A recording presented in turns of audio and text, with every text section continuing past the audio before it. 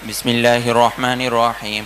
بالسند المتصل منا إلى الإمام الهمام الحافظ الحجة أمير المؤمنين في الحديث أبي عبد الله محمد بن إسماعيل بن إبراهيم بن المغيرة بن بردزبة الجعفي البخاري رحمه الله تعالى ومتعنا بعلومه وعلومكم آمين.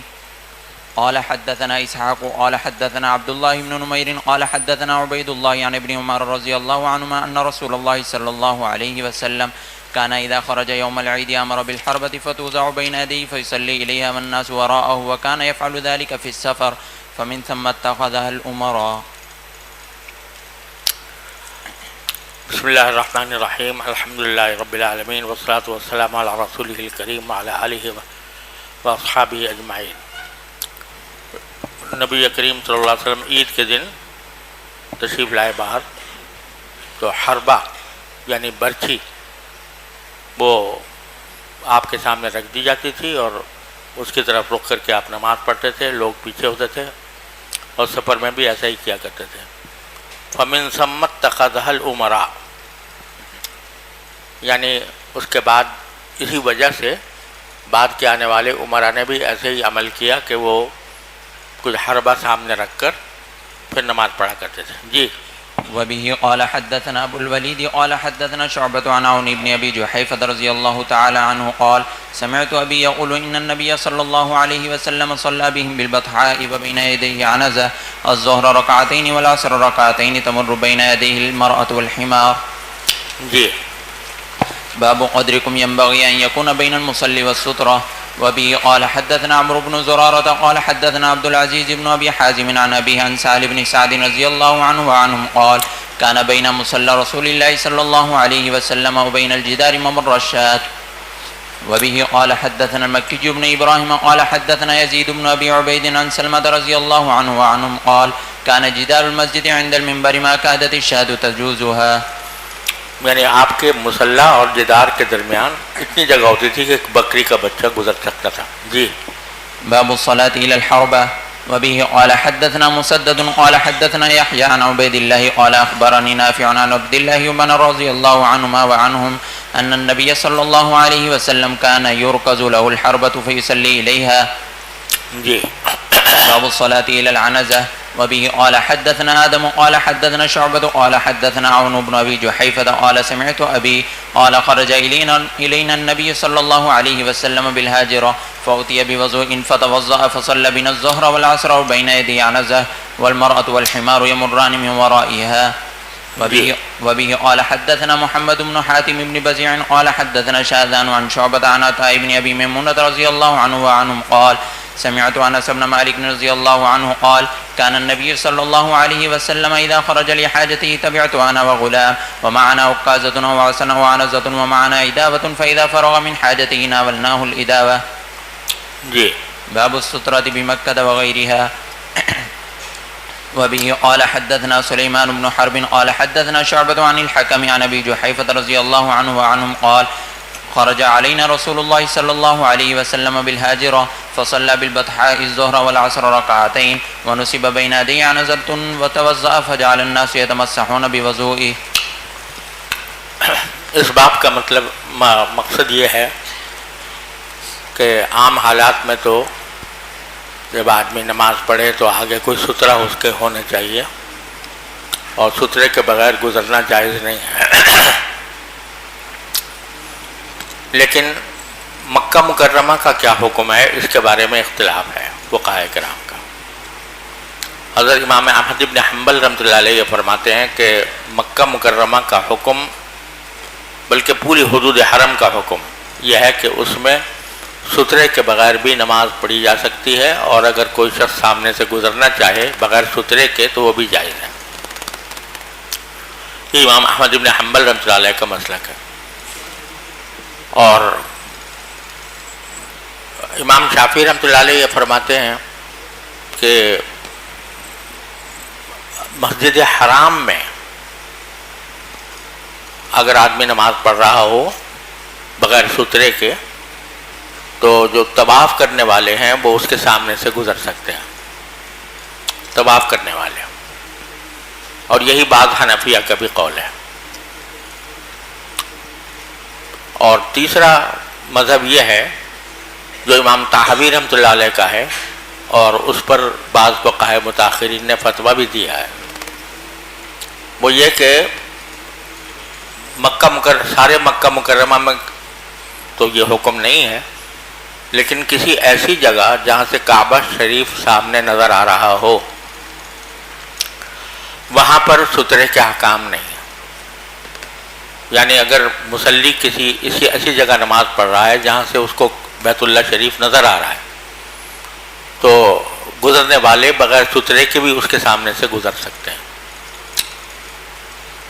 یعنی طواف کرنے والوں کی قید نہیں ہے، بلکہ بغیر طواف کے بھی لوگ اگر گزر رہے ہیں تو جائز ہے، بشرطے کہ بیت اللہ شریف مصلی کو نظر آ رہا ہو۔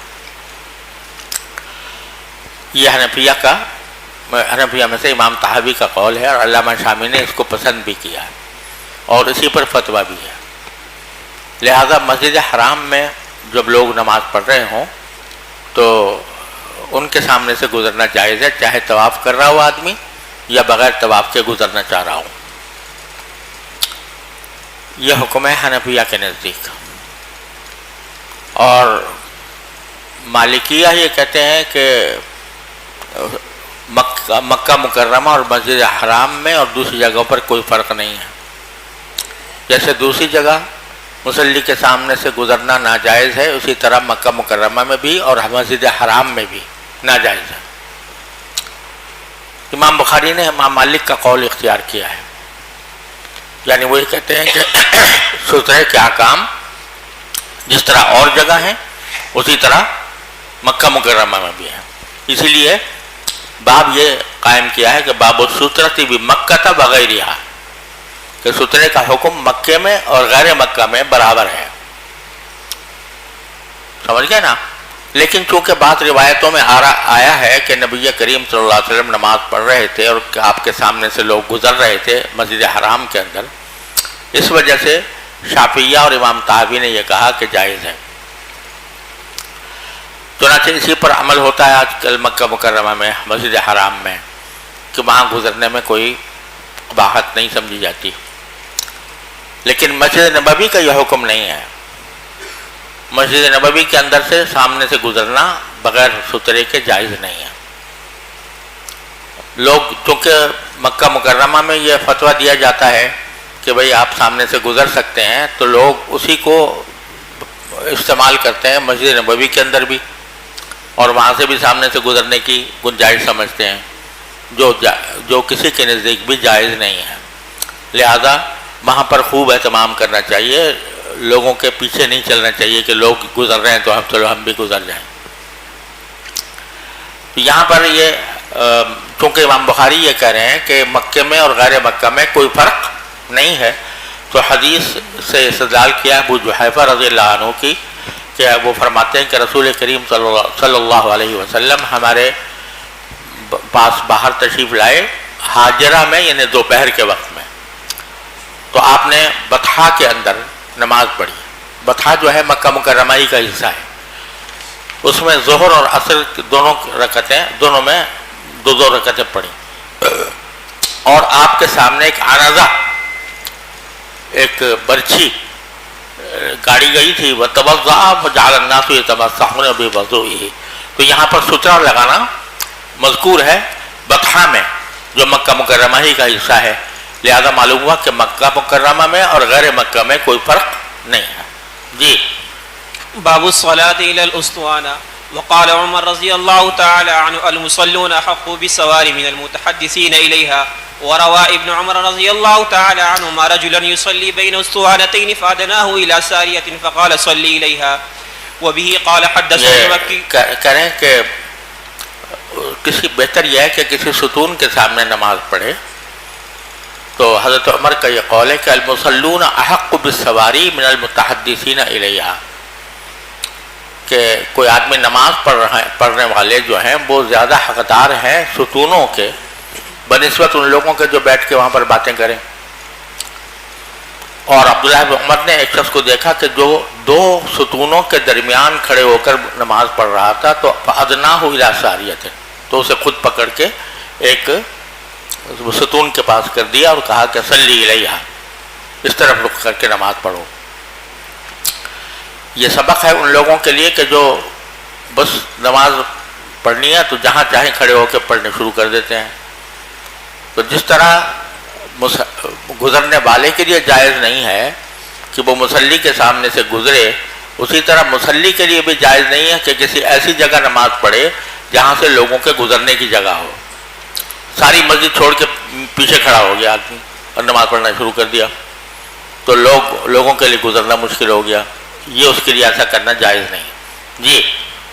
وبه قال حدثنا المكي بن إبراهيم قال حدثنا يزيد بن أبي عبيد قال كنت آتي مع سلمة بن الأكوع فيصلي عند الأسطوانة التي عند المصحف فقلت يا أبا مسلم أراك تتحرى الصلاة عند هذه الأسطوانة قال فإني رأيت النبي صلى الله عليه وسلم يتحرى الصلاة عندها. یہ یزید ابن ابی عبید تابعی ہیں. یہ کہتے ہیں کہ میں حضرت سلمہ ابن اکوع رضی اللہ تعالیٰ عنہ کے ساتھ تھا. میں مسجد میں آیا کرتا تھا ان کے ساتھ. تو وہ اس استوانے کے پاس جا کر نماز پڑھتے تھے جو مصحف کے پاس ہے. حضرت عثمان رضی اللہ تعالیٰ عنہ نے مصحف لکھوا کر مسجد میں رکھ دیا تھا. تو جس استوانے کے پاس مصحف ہے وہاں پر جا کر خصوصی طور سے حضرت سلمہ ابن اکوع نماز پڑھا کرتے تھے. تو میں نے ان سے پوچھا کہ یا ابا مسلم اراک تتحری الصلاۃ عند هذه الاسطوانہ، میں آپ کو دیکھتا ہوں کہ آپ باقاعدہ تلاش کرتے ہیں، اہتمام کرتے ہیں اس ستون کے پاس نماز پڑھنے کا. تو کیا وجہ ہے کہ اس ستون کی کیا خصوصیت ہے کہ آپ جس کی وجہ سے آپ وہیں پر جا کر نماز پڑھنے کی کوشش کرتے ہیں؟ تو انہوں نے جواب میں فرمایا کہ میں نے رسول اللہ صلی اللہ علیہ وسلم کو نماز اہتمام کے ساتھ اس کے پاس نماز پڑھتے دیکھا ہے، اس ستون کے پاس. اب اس ستون سے کون سا ستون مراد ہے؟ اس میں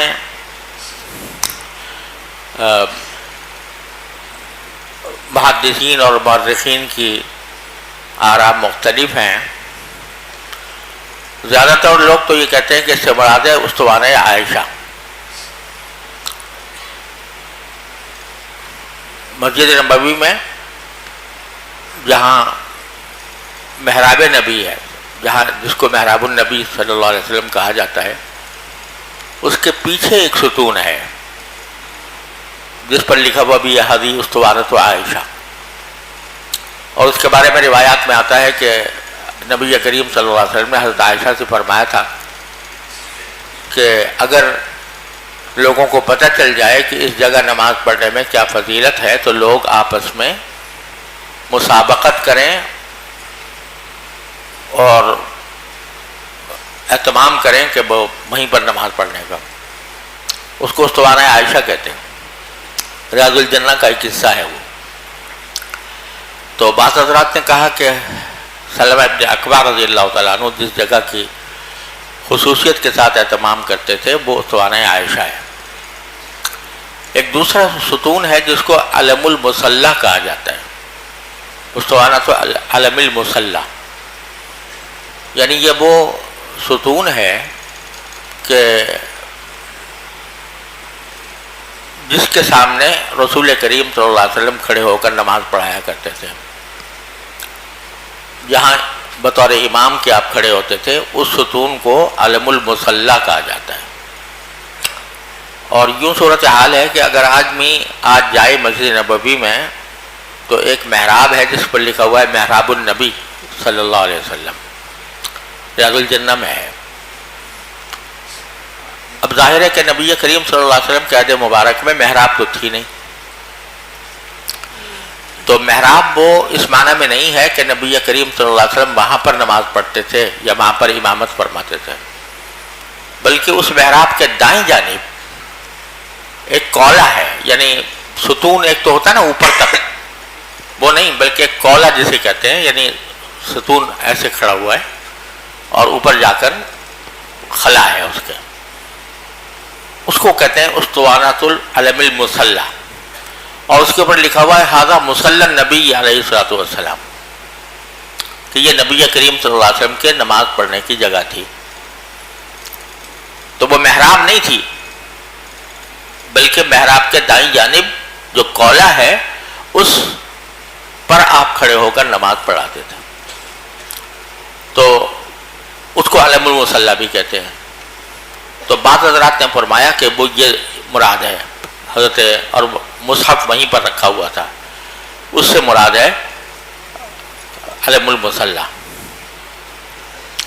بہرحال جو بھی مراد ہو، دونوں کا احتمال ہے اور دونوں کی فضیلت ہے۔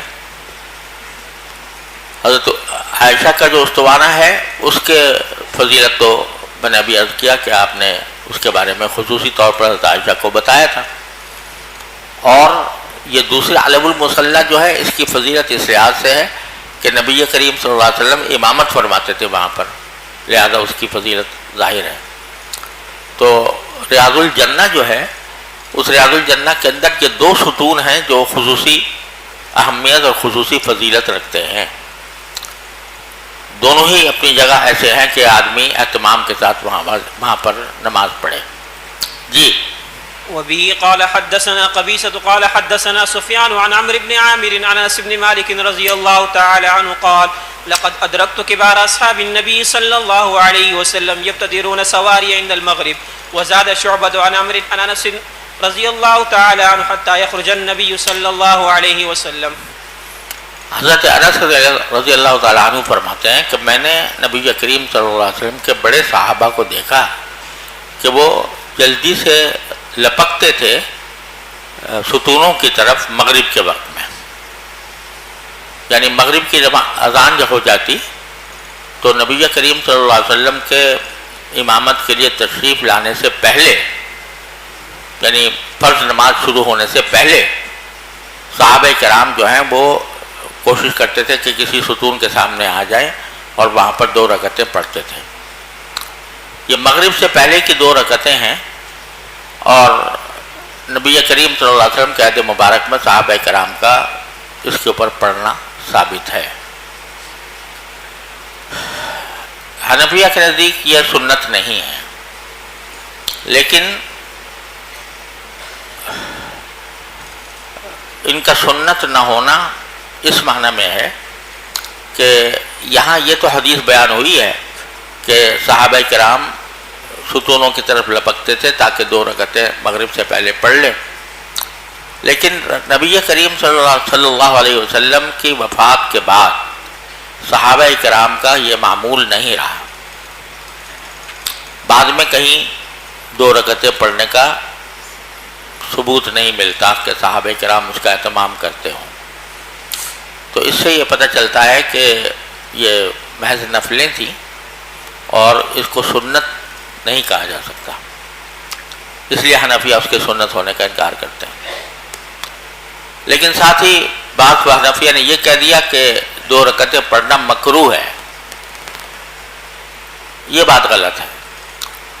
مکروہ ہونے کی کوئی دلیل نہیں ہے، صرف اتنا ہے کہ سنت نہیں ہے، اگر کوئی پڑھ لے تو پڑھنے میں بھی کوئی حرج نہیں،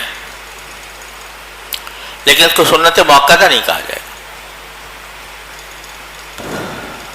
ایک حدیث بھی آتی ہے، شاید آگے بھی بات آئے گی، کہ جس میں رسول کریم صلی اللہ علیہ وسلم کا یہ ارشاد منقول ہے کہ بین کل اذانین صلاۃ الا المغرب،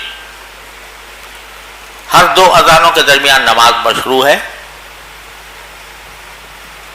اور سوائے مغرب کے، کہ اس میں اذانین سے مراد ہے اذان اور اقامت، ان کے درمیان سوائے مغرب کے۔ اب یہ مغرب کا استثناء جو ہے یہ آیا سندن ثابت ہے یا نہیں ہے، اس پر بحث ہوئی ہے، اور میں سمجھتا ہوں کہ جس روایت میں مغرب کا استثناء آیا ہے وہ ضعیف ہے، اس وجہ سے یہ کہنا درست نہیں ہے کہ مباح نہیں ہے، جائز نہیں ہے، ہاں سنت نہیں ہے، لہذا اگر کوئی پڑھے تو کوئی حرج بھی نہیں۔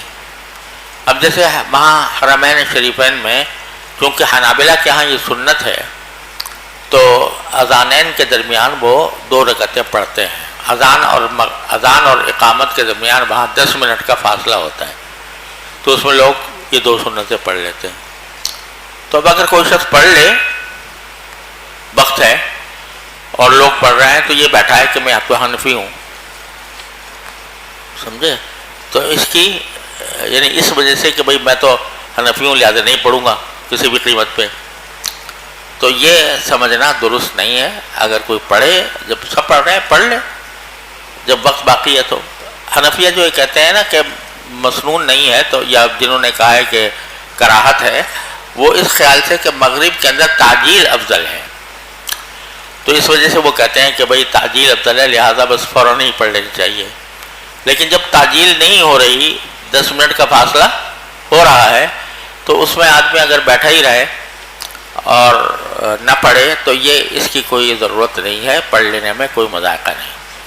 جی باب الصلاة بين السواري في غير جماعة وبه قال حدثنا موسى بن إسماعيل قال حدثنا جويرية عن نافع عن ابن عمر رضي الله تعالى عنهما قال دخل النبي صلى الله عليه وسلم البيت وأسامة بن زيد وعثمان بن طلحة وبلال فأطال ثم خرج وكنت أول الناس دخل على أثري فسألت بلال أين صلى فقال بين العمودين المقدمين۔ ابھی کہہ رہے ہیں کہ ویسے تو عام حالات میں دو ستونوں کے درمیان نماز پڑھنا اچھا نہیں ہے۔ جب دو ستون موجود ہیں تو آدمی کو ستون کے سامنے پڑھنے چاہیے، اس ستون کے یا اس ستون کے بیچ میں کھڑا ہو اگر پڑھنا عام حالات میں اچھا نہیں ہے۔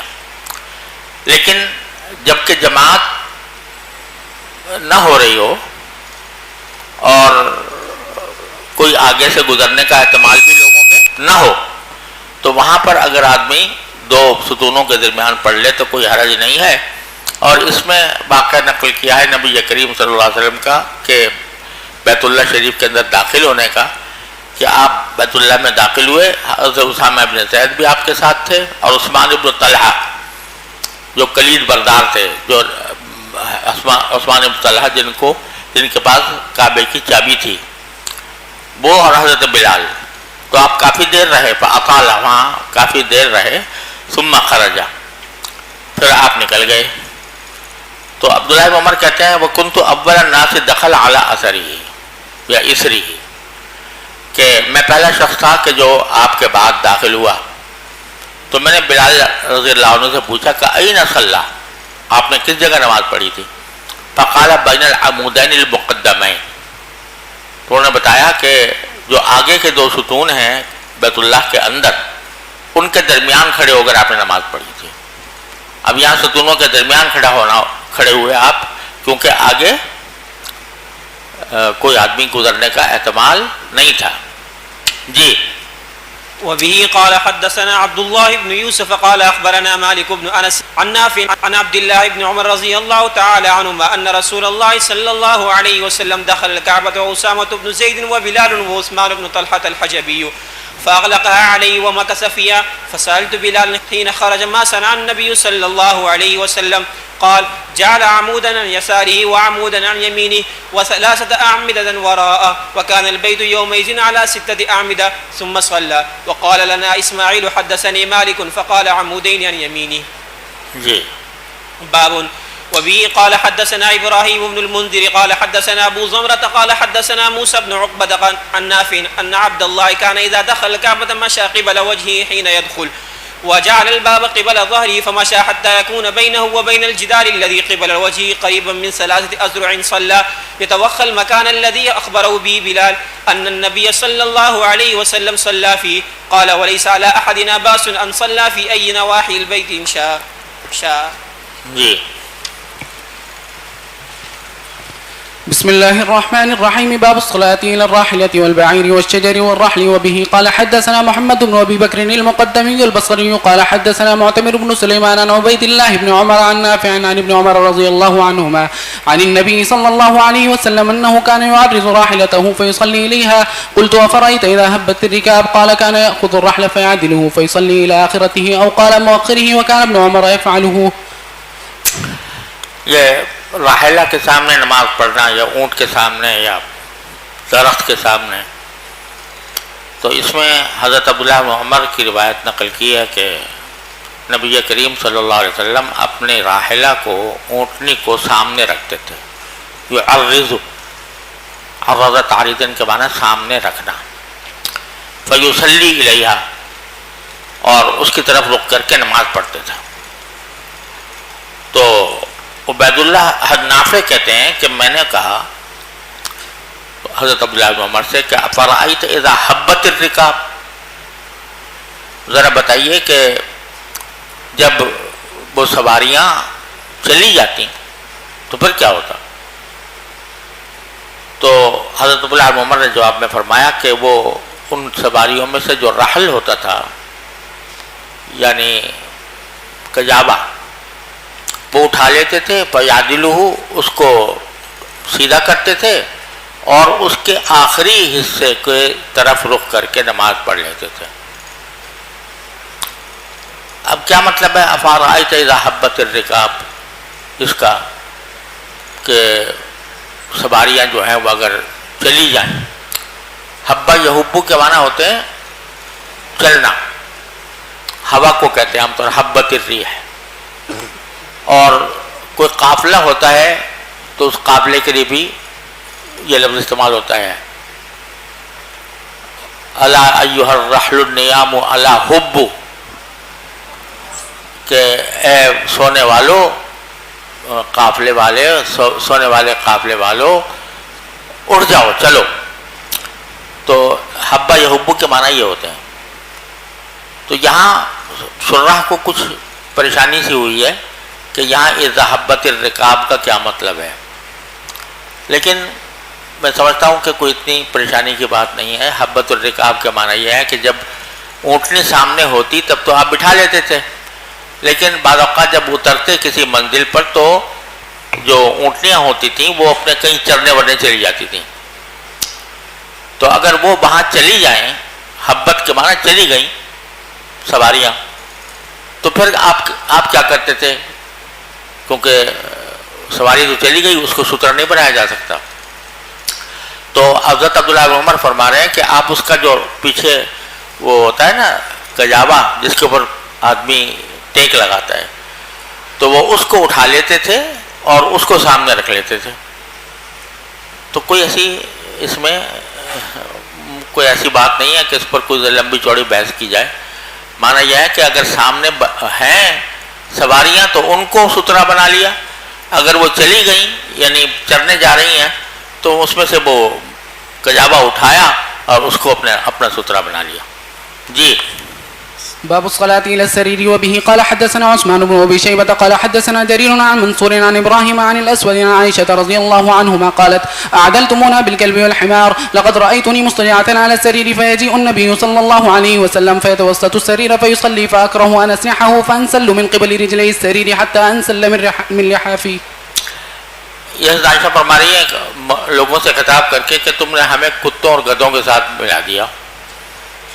وہ حدیث ہے نا کہ تقطع الصلاۃ المرأۃ والکلب والحمار، تو اس کی وجہ سے بعض لوگ یہ سمجھتے تھے کہ عورت اگر سامنے سے گزر جائے تو نماز ٹوٹ جاتی ہے، تو اس پر نکیر کرتے ہوئے حضرت عائشہ نے فرمایا کہ تم نے ہمیں کتوں اور گدھوں کے ساتھ عورتوں کو بنا لیا، اور حالانکہ میں خود لیٹی ہوئی ہوتی تھی سریر کے اوپر، اور حضور اقدس صلی اللہ علیہ وسلم تشریف لاتے اور اس سریر کے درمیان میں کھڑے ہو جاتے اور نماز پڑھتے، تو میں اس بات کو مکروہ سمجھتی تھی کہ ان اسنحہ ہو، کہ میں ان کے سامنے آؤں، یعنی اگر مجھے اترنا ہوتا تو چونکہ حضور اقدس صلی اللہ علیہ وسلم بیچ میں نماز پڑھ رہے ہیں تو مجھے یہ بات پسند نہیں تھی کہ میں اتروں اور آپ سامنے نماز پڑھ رہے ہوں۔ تو وَأَنْسَلُّ مِنْ قِبَلِ رِجْلِيَ السَّرِيرِ، تو میں اپنے پاؤں کی طرف سے کھسک کر سریر سے اترتی تھی، حتیٰ انسل من لحافی، یہاں تک کہ میں اپنی چادر سے نیچے آ جاتی۔ جی باب ليرد المصلي من مر بين يديه. ورد ابن عمر رضي الله عنهما في التشهد وفي الكعبة وقال إن أبى إلا أن يقاتله قاتله.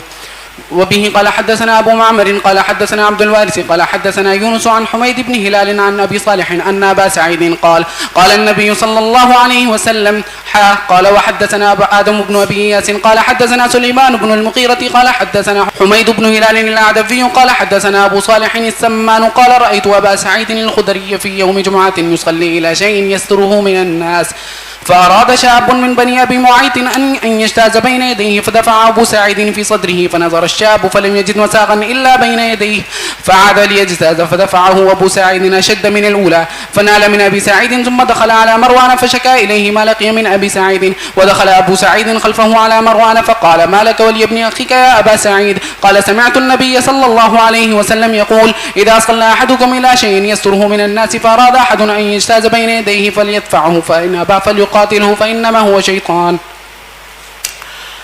اب یہ تو بتا دیا کہ سترے کے بغیر سامنے سے گزرنا ناجائز ہے، لیکن اگر کوئی گزر ہی رہا ہے تو اس کے ساتھ کیا کیا جائے، یہ باب اس کا مقصد ہے.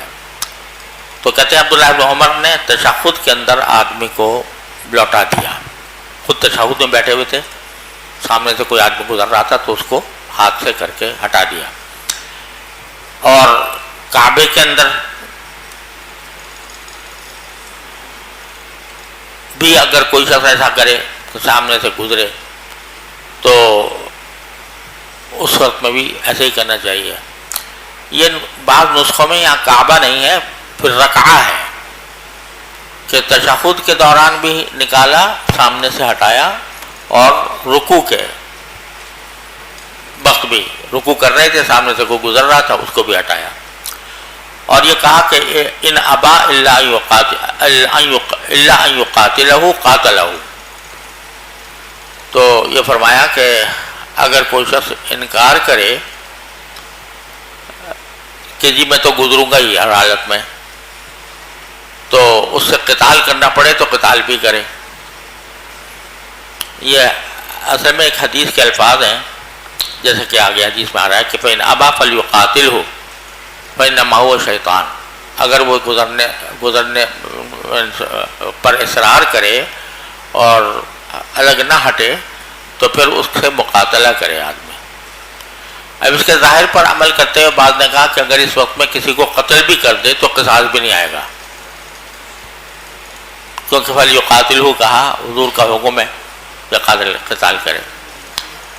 اور حنفیہ وغیرہ یہ کہتے ہیں کہ یہ مبالغے کے طور پر فرمایا گیا ہے. اس کا مطلب یہ نہیں ہے کہ تلوار لے کے کھڑا ہو جائے اور اس کی گردن اڑا دے،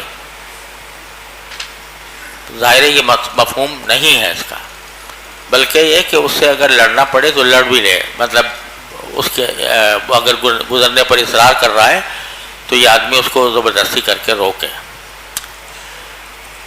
تو اس میں حدیث آئی ہے حضرت ابو سعید خدری رضی اللہ تعالیٰ عنہ کی. ابو صالح سمان کہتے ہیں کہ میں نے ابو سعید خدری کو دیکھا جمعہ کے دن کہ وہ کسی سترے کی طرف رخ کر کے نماز پڑھ رہے تھے جو اس کو لوگوں سے چھپا رہا تھا. تو ایک بنو ابی بعید کا ایک نوجوان تھا، اس نے ارادہ کیا کہ ان کے سامنے سے گزرے، یعنی ان کے اور سترے کے درمیان سے گزرنا.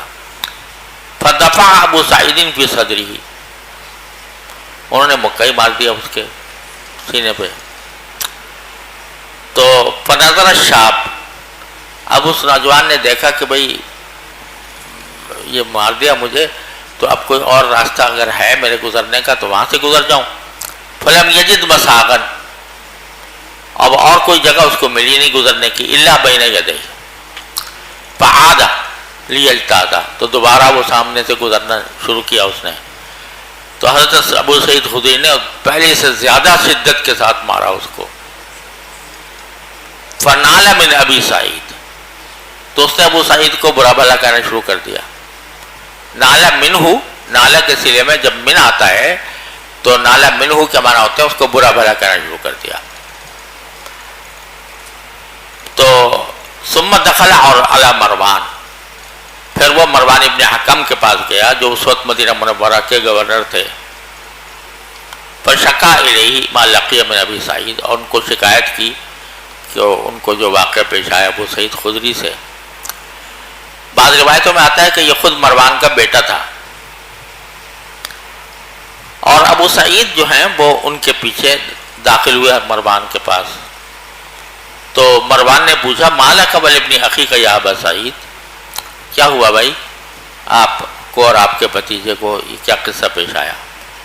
تو حضرت ابو سعید خدری نے فرمایا کہ سمعت النبی صلی اللہ علیہ وسلم یقول اذا صلی احدکم الی شیء یسترہ من الناس، تو فاراد احد ان یجتاز بین یدیہ فلیدفعہ فإن ابا فلیقاتلہ فإنما هو شیطان. اس لیے میں نے اس کو مکہ مار کے گزرنے سے روکا.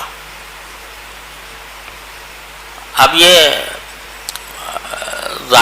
اصحاب ظاہر تو اسی پر عمل کرتے ہیں، اور جیسا میں نے عرض کیا وہ یہ بھی کہتے ہیں کہ اگر اس میں مر گیا آدمی تو قصاص بھی نہیں ہے. لیکن حنفیہ اس کو محاورے پر معمول کرتے ہیں کہ ایک محاورہ ہے کہ اس کو روکے آدمی. اور حنفیہ کے ہاں جو فقہ میں مسئلہ لکھا ہوا ہے وہ یہ ہے کہ اگر کوئی شخص سامنے سے گزر رہا ہے تو اس کو متوجہ کرنے کے لیے سبحان اللہ کہہ دے تاکہ اس کو پتہ چل جائے کہ میں نماز پڑھ رہا ہوں. اور حنفیہ کے ہاں یہ ہے کہ کوئی عملی اقدام یعنی اس کو دھکا دینا یا اس کو روک دینا، ہاتھ لگا کر روک دینا، اس کے حنفیہ کے ہاں فقہ میں اس کی کوئی گنجائش نظر نہیں آتی. لیکن حدیثیں بالکل صریح ہیں. ٹھیک ہے قتال کو تو ہم محمول کر سکتے ہیں گائے پر، مبالغے پر، لیکن ہاتھ سے اس کو روکنا جو ہے فلیدفعہ، تو اس کا انکار کرنا مشکل ہے. لہذا صرف یہ کہنا کہ صرف سبحان اللہ کہہ دے تو اس کا کہیں حدیث میں ذکر نہیں ملتا. لہذا اگر کوئی شخص اپنے ہاتھ سے کوئی اشارہ کر دے، اس کے آگے ہاتھ ایسے کر دے تو اس میں کوئی مذائقہ نہیں. جی باب اسم المار بين يدي المصلي. وبه قال حدثنا عبد الله بن يوسف قال اخبرنا مالك عن ابي النضر مولى عمر بن عبيد الله عن بسر بن سعيد ان زيد بن خالد ارسله الى ابي جهيم يساله ماذا سمع من رسول الله صلى الله عليه وسلم في المار بين يدي المصلي. فقال ابو جهيم رضي الله عنه قال رسول الله صلى الله عليه وسلم لو يعلم المار بين يدي المصلي ماذا عليه لكان ان يقف 40 خيرا له من ان يمر بين يديه. قال ابو النضر لا ادري قال 40 يوما او شهرا او سنة. آپ نے فرمایا کہ اگر سامنے سے گزرنے والا اس کو پتہ چل جائے کہ اس کے اوپر کتنا ببال ہے تو وہ اگر 40 کھڑا رہے تو وہ بہتر ہے بنسبت کے سامنے سے گزرے. 40 کے بارے میں وہ کہتے ہیں ابو نظر کہ یہ مجھے یاد نہیں رہا کہ 40 دن کہا تھا یا 40 مہینے کہا تھا یا 40 سال کہا تھا. بہرحال عقل درجہ اگر لیا جائے 40 دن تب بھی یہ بات موقع ہو جاتی ہے کہ 40 دن تک کھڑا کر انتظار کرتا رہے، یہ بہتر ہے بنسبت اس کے سامنے سے گزرے. سر جی جی سر جی ایک طرف اس کے اندر یعنی اتنا مبالغہ ہے اور کہ قتل کے الفاظ ہے اور ہم اس کو مبالغہ پر محمول کرتے ہیں، تو دوسری طرف کعبہ کے اندر مکمل اجازت ہے. کعبہ مکرمہ کے اندر اگر کوئی نماز سے گزرنا چاہے تو وہاں پر حکمت کیا ہے چاہیے؟ جی یعنی اگر وہ رسول علیہ صلی اللہ علیہ وسلم سے ثابت بھی ہے تو اس میں حکمت کیا ہے کہ کعبے کے اندر کوئی آدمی نماز کے سامنے سے گزر سکتا ہے، لیکن اس کے علاوہ اگر کہیں گزرنا چاہے تو 40 سال کے الفاظ بھی ہے اور قتل یعنی مبالغے کی بھی الفاظ ہے، تو حکمت کیسے ہے؟ دیکھو حکمتیں تو اللہ تعالیٰ ہی جانتا ہے یا اللہ کے رسول صلی اللہ علیہ وسلم. ہر کام کی حکمت کا معلوم ہونا کوئی ضروری نہیں ہے، لیکن ظاہری طور پر یہ بات ہے کہ جب آدمی بیت اللہ کے سامنے نماز پڑھ رہا ہوتا ہے تو اس کی کیفیت ہی کچھ اور ہوتی ہے. یہ جو منع کیا گیا ہے سامنے سے گزرنے سے وہ اس لیے تاکہ جو مصلی ہے اس کے خشوع میں کوئی خلل نہ آئے. آدمی گزر رہے ہیں سامنے تو نماز کے سامنے سے آدمی گزر رہا ہے، آدمی نماز پڑھ رہا ہے تو اس کا دھیان اس کی طرف جائے گا، اس کا جو خشوع ہے وہ فوت ہوگا. لیکن جہاں بیت اللہ شریف سامنے نظر آ رہا ہو تو وہاں پر پڑھنے والے کی کیفیت ہی کچھ اور ہوتی ہے. وہاں یہ حالت ہوتی ہے بیت اللہ جب سامنے ہے تو کتنے ہی لوگ گزر جائیں سامنے سے، لیکن بیت اللہ کی طرف توجہ جو ہے وہ ختم نہیں ہوتی، اس لیے وہاں پر اس کے اندر کوئی حرج نہیں سمجھا گیا.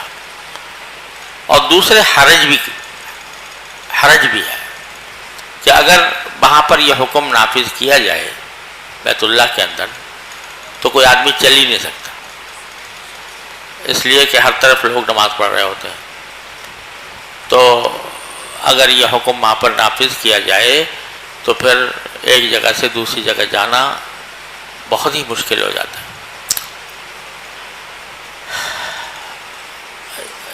ٹھیک ہے بھائی، گھنٹہ ہو گیا. چلو، یہ کون تھا پڑھنے والا؟ عبد الرحمن باسط ہے